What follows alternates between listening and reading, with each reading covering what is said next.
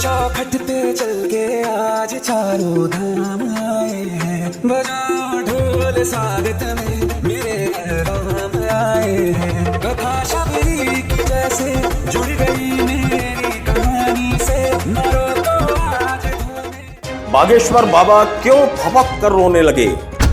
धीरेंद्र शास्त्री की आंखों में आंसू। बहुत भावुक हुए बागेश्वर बाबा। बाबा को क्यों आई समधी समधनों की याद? बागेश्वर बाबा ने क्यों दिया चैलेंज?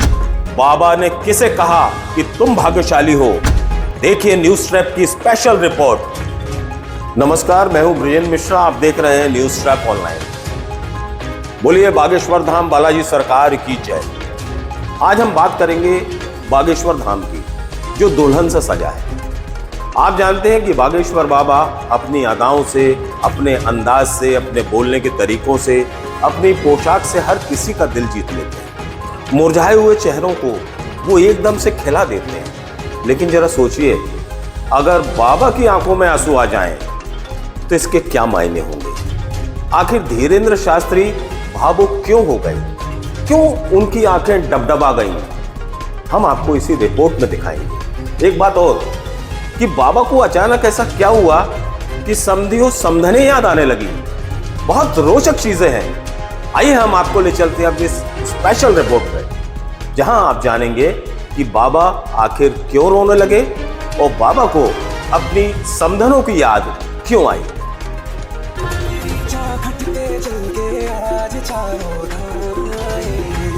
बागेश्वर धाम दुल्हन की तरह सजा है।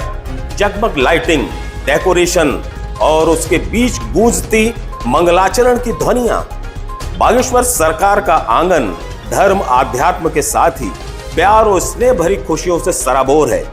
धीरेंद्र शास्त्री खुद बेटियों के हाथ पीला करने बेहद उत्सुक और उत्साहित हैं। दुल्हनें उनकी बेटियां हैं और दूल्हे दामाद। बाबा ने 151 बेटियों के भव्य और दिव्य विवाह के लिए बेहतरीन व्यवस्थाएं की हैं। बागेश्वर धाम को उसी अनुरूप सजाया और संवारा गया है। बेटियों को इतना कुछ दहेज दिया जा रहा है जिसकी कल्पना शायद दूल्हा और दुल्हनों ने भी नहीं की होगी। बाबा अपनी बेटियों और दामाद को चमचमाती मोटरसाइकिल दे रहे हैं। नजारा ऐसा है मानो मोटरसाइकिलें किसी शोरूम में नहीं, फैक्ट्री में रखी हों। बड़ी तादाद में मोटरसाइकिलें।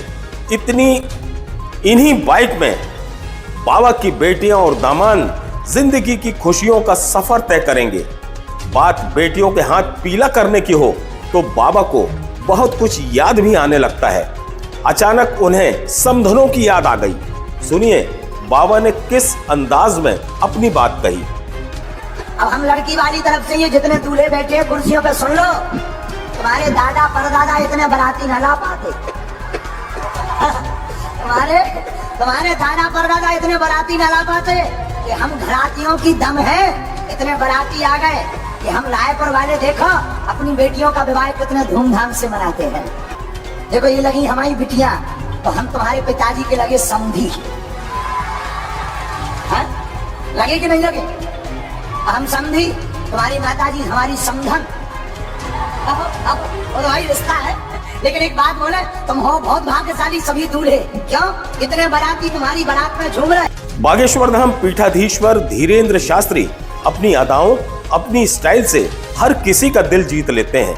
मुरझाए चेहरों पर हंसी और खुशी ला देते हैं। बाबा की एक झलक पाकर ही भक्त मंत्र मुग्ध हो जाते हैं। ऐसे में यदि बाबा खुशियों के मौके पर खुद ही रोने लगें, उनकी आंखों में आंसू आ जाएं, आंखें भर आएं, तो इसे आप क्या कहेंगे? देखिए किस तरह से भावुक हुए धीरेंद्र शास्त्री। अभी हमको हमारे बच्चे डांट रहे थे कि आप इतना थक रहे, आपका गला बैठ रहा, आप खाना भी नहीं खा रहे, आप सो, सब हो जाएगा। उनको कौन बताए कि तुम तो ठीक हो।